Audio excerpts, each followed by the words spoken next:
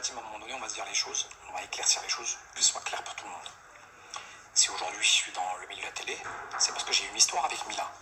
Personne ne le nie ça. Mais Mila ne m'a pas fait rentrer dans la télé par la grande porte. Elle m'a pas ouvert la porte en disant Mujdat, tiens, voici ça c'est mes amis, ça ce sont les producteurs. Non, je suis rentré dans la télé sur une tromperie. Et c'était pas prévu que j'intervienne, parce qu'à l'époque je n'étais pas candidat de télé. Donc quand elle dit que je suis un gras, c'est faux.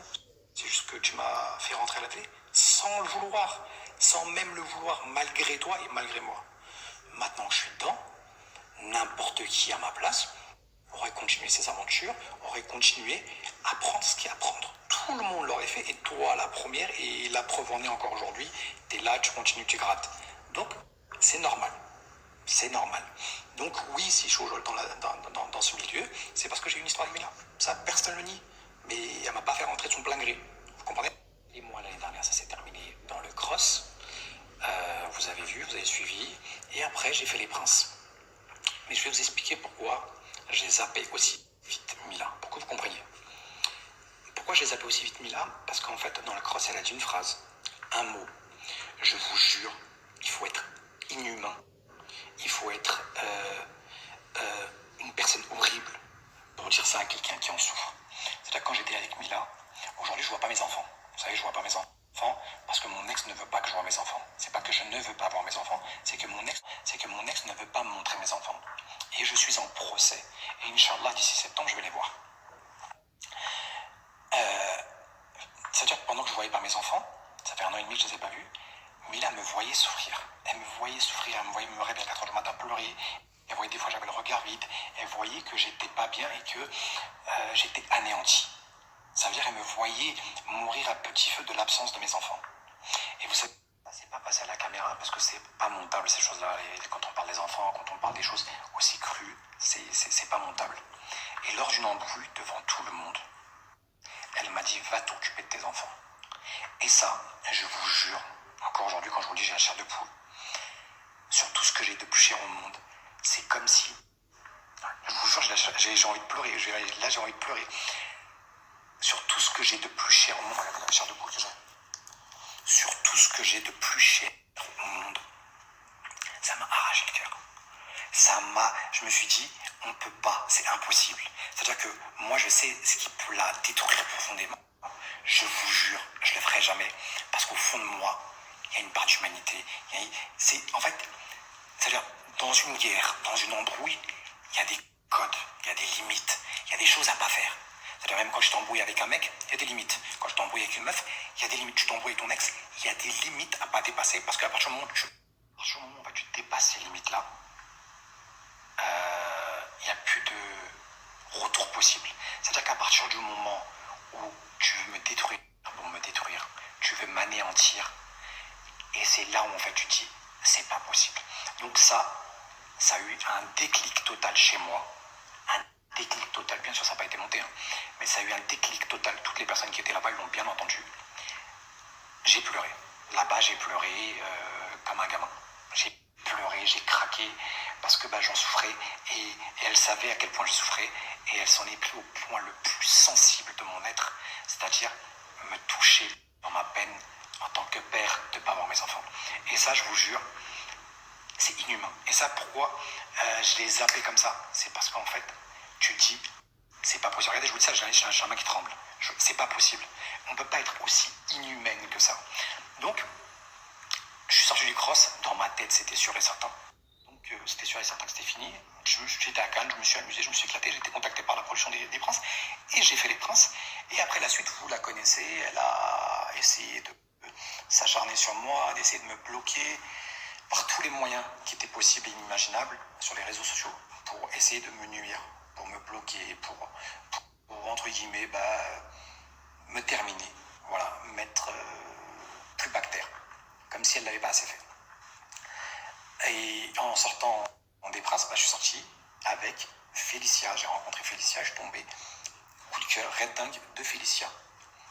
Et ça fait maintenant 9 mois, je vous jure 9 mois, qu'on subit un acharnement quotidien.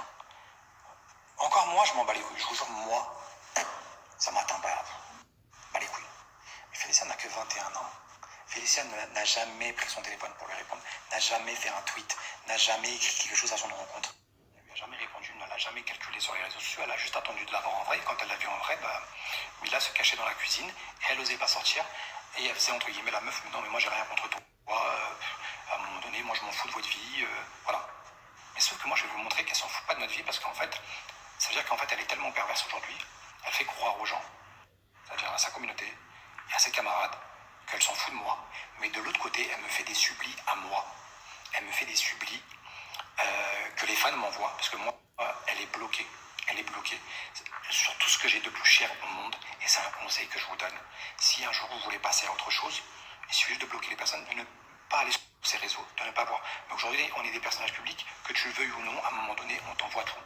Donc aujourd'hui, elle fait des sublis que moi seul je peux comprendre. Vous comprenez? Que moi seul, tellement elle est perverse, et pour pas se faire griller auprès des gens, elle fait des sublis que moi seul je peux comprendre. C'est elle qui disait, un like en 2020 veut dire appel de phare, veut dire subli. Il n'y a aucun problème. Mais ça fait 9 mois que tu me fais des sublis, que ce soit par des chansons, par des photos, par des stories. Tu me fais des sublis que moi seul je peux comprendre. Et c'est là où tu es perverse. Tu fais croire aux gens que tu m'as zappé. Mais même encore à l'heure d'aujourd'hui, tu fais des sublis me concernant. Je dis bien des sublis, je parle même pas des pics qu'elle lance à Félicia ou qu'elle me lance à moi. Des sublis tellement vicieux et tellement subtils que moi seul je peux comprendre parce que j'ai passé 3 ans avec elle et je vais vous le montrer. Parce qu'à un moment donné, ça suffit ta perversité, ça suffit ton acharnement. Il faut que tu nous lâches la grappe. C'est elle qui disait en 2020, quand tu likes une photo ou un commentaire, ça s'appelle un appel de phare. Ça s'appelle entre guillemets un subli. Mais toi tu fais quoi depuis 9 mois me concernant? C'est-à-dire que Félicia, elle n'a pas vu tout ça.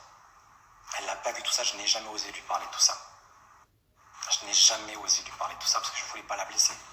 Mais là tu vas tellement loin dans ton délire, dans ton acharnement, que je suis obligé de te stopper et je suis obligé de montrer ton vrai visage aux gens parce que ça suffit.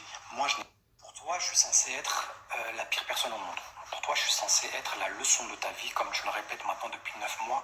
Je suis censé être la personne que tu détestes le plus au monde et la personne, entre guillemets, la plus ingrate, la plus opportuniste. Enfin, la pire des personnes.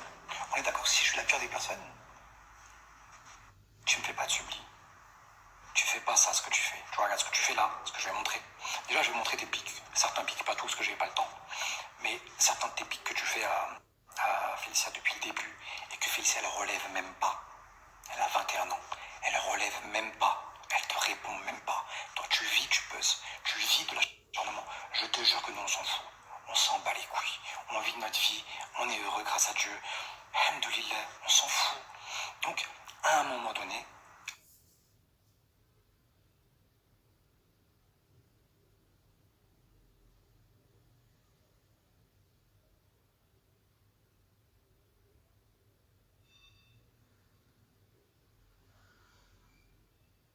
un pic que tu nous as lancé alors que tu es censé passer à autre chose parce que je suis la pire personne au monde. Ça, c'est le pic que tu as lancé à Félicia et à moi. Et ça, c'est le pic. Je vais vous montrer le pic qu'elle a lancé hier soir. Ça veut dire que le tournage est terminé. Ça veut dire qu'elle a eu une discussion avec Félicia. Ça veut dire qu'encore une fois, elle vous a dit qu'elle s'en battait les couilles. Que... Enfin, elle a encore continué à vous manipuler.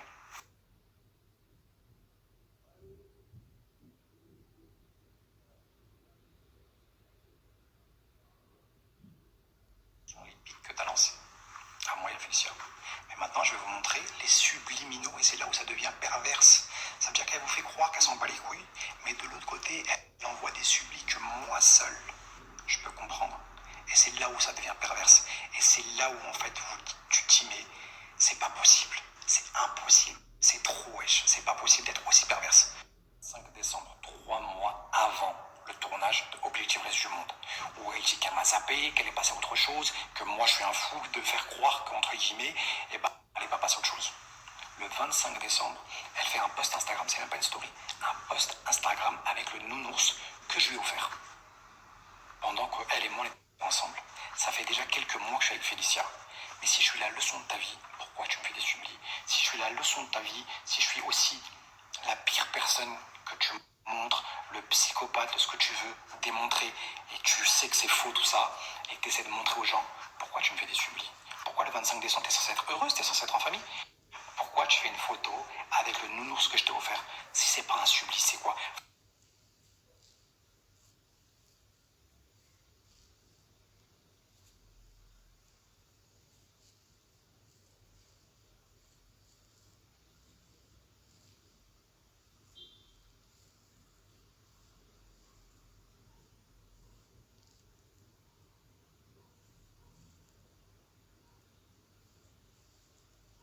Trois mois avant, tu mets cette photo, cette subli, en poste. Et je parle même pas des stories qu'on m'a envoyées, des chansons, nos chansons qu'on avait quand on était ensemble, des chansons pour me faire expliquer des choses, des chansons pour montrer que, entre guillemets, entre toi et moi, pardon, il y a encore moyen. Genre, entre toi et moi, il y a encore moyen. Juste quelques semaines avant le tournage.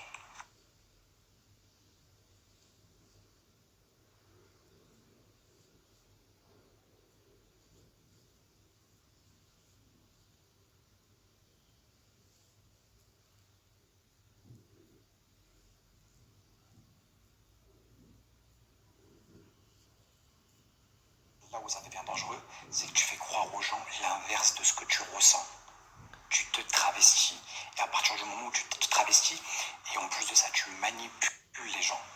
Ça veut dire que moi, tu essaies de me manipuler en sous-marin, et tu essaies de manipuler la famille du reste du monde contre moi, et tu manipules le public pour me faire passer pour un fou qui avance des choses qui sont inexistantes. Et c'est ça qui est chaud. C'est ça qui est chaud et choquant. C'est qu'à un moment donné, tu te dis pas, mais il faut que je vive mes émotions telles que je les ressens. Le gars, il s'est pris pour un étalon. Mais là, faut qu'il redescende sur terre. C'est quoi le problème? Il dit, je suis sûr que Mila est toujours amoureuse de moi. Ah non, mais Mila n'est plus non, amoureuse de je suis toi. désolée, mais. Voilà, merci. Ah, vraiment, je te jure. Oui. Demande. Oh, enlève Mais ton pourquoi tu me lâches paquet. pas là? Pourquoi tu me Mais lâches c'est toi qui me lâches pas! Moi, je te le dis dans les yeux, si tu crois quelque chose, toi et moi, c'est terminé, je ne suis plus amoureuse tant de mieux, toi. mais pourquoi Et t'as tu le autant verras d'aime pour dans cette moi? aventure. Pourquoi t'as autant d'aime? Elle me fait passer pour un fou, pour un menteur, pour un mec qui... Vous savez pourquoi? Parce que 3 jours avant le tournage, je lui ai coupé l'arbre sous le pied. 3 jours avant le tournage du reste du monde, elle a essayé de me mettre dans une sauce. Elle a fait croire au producteur, parce que sa vie sortait sur les réseaux sociaux, elle pensait que ça venait de moi. Sa vie personnelle sortait sur les réseaux sociaux, elle pensait que c'était moi. Sauf que moi, ça fait 9 mois, je n'ai aucun lien ni avec ses amis, ni avec elle, rien. Et sur tout ce que j'ai de plus cher au monde, je n'ai ni la possibilité, ni la capacité, ni les connaissances de hacker son téléphone. Elle a été dire au producteur que j'avais hacké son téléphone et que, entre guillemets, elle était sûre et certaine que c'était moi sur tout ce que j'ai de plus cher au monde, la tête de ma mère, si j'avais envie. C'est-à-dire que même si j'avais le pouvoir de le faire, je ne le ferais pas. On n'est pas dans la case des papels, je ne suis pas la CIA pour hacker le téléphone des gens. Sinon, crois-moi que j'aurais des dossiers de malade mental. Tu comprends? Non, pas du tout. Et ça ne m'intéresse pas. Ça ne m'intéresse pas. C'est même si aujourd'hui j'ai accès à ton téléphone, je m'en bats les couilles. Je m'en bats les couilles. Et c'est ce que je vais expliquer dans le message que je vais vous montrer.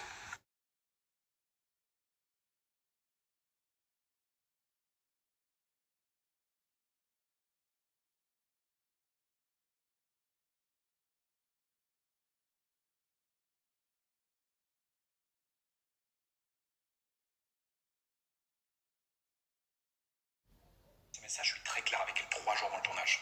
Donc là, elle se dit quoi? En arrivant sur le tournage, elle connaît mes intentions. Elle sait que c'est mort pour moi de mon côté. C'est catégorique, que c'est subi pendant 9 mois, donc ça n'a pas marché. Et qu'elle n'a pas réussi, entre guillemets, à me laver le cerveau. Elle n'a pas réussi, entre guillemets, à me manipuler. Et là, elle se dit quoi? Elle se dit, je dois jouer la carte de la meuf qui s'en bat les couilles. Et elle le joue très bien. Et elle le fait croire aux gens. Et les gens le croient. Et c'est là où, en fait, je me dis, c'est chaud. Vu qu'au reste de la famille, qu'elle a encore des sentiments pour moi, qu'elle m'a pas totalement oublié, les gens, ils me prennent pour un fou. Parce qu'elle joue très bien son rôle. Et elle me fait passer pour un malade mental. Et c'est là où je me dis, c'est trop chaud. C'est pas possible. C'est impossible. C'est impossible d'être comme ça. Donc là, je me prends toute la famille à dos. Et elle manipule tout le monde contre moi. Je vois, pendant ce tournage, je passe pour le fou, pour le manipulateur, alors que je suis le plus sensé. La vie de ma mère, je suis rentré dans cette aventure plein de bonnes intentions. Je voulais vraiment créer quelque chose. Je voulais m'entendre avec tout le monde, même avec mes ennemis, même les gens qui ne m'appréciaient pas. Je voulais m'entendre. Mais c'était peine perdue parce que de l'autre côté, elle faisait faisait un boulot tellement monstrueux en off, derrière les caméras, que pour moi, c'était mort. Et les gens, eh ben, en fait, ils tenaient plus son parti à elle parce qu'ils avaient plus d'intérêt à tenir son parti à elle que mon parti à moi. J'étais tout seul, frère. Ils étaient tous ensemble. Donc, c'était mieux de tenir son dos à elle que le mien. Et c'est là où, en fait, tout le monde s'est mis contre moi. C'est là où, en fait, on a essayé de me faire passer pour ce que je n'étais pas. Même ma bonne intention, vous allez voir dans les prochains épisodes, on a essayé de la retourner contre moi. C'est-à-dire que je voulais tellement bien faire les choses que même avec un Ilan, j'ai essayé de m'entendre. Je vous jure sur tout ce que j'ai touché en monde, et ça, on me l'a retourné contre moi. Mais vous le verrez. Vous le verrez, je vous expliquerai le pourquoi, du comment. Et elle a ces explications avec Félicia dans le tournage. Même Félicia, elle essaie de tourner Félicia contre moi. Elle essaie de lui laver le cerveau. Elle lui fait un boulot. Et tout le monde commence à faire un boulot à Félicia pour la retourner contre moi. Et entre guillemets, bah, Félicia, vous allez voir ce qui se passe. Mais il y a 10 jours, elle est en couple, cette meuf à l'heure actuelle. C'est ce que j'ai entendu. Je lui souhaite tout le bonheur du monde. Tout le bonheur du monde. Elle est en couple. Elle lance encore des sublis. Elle partage nos mémories pendant qu'on était ensemble. On me voit clairement dans ses snaps. Il y a 10 jours. Trop, c'est trop.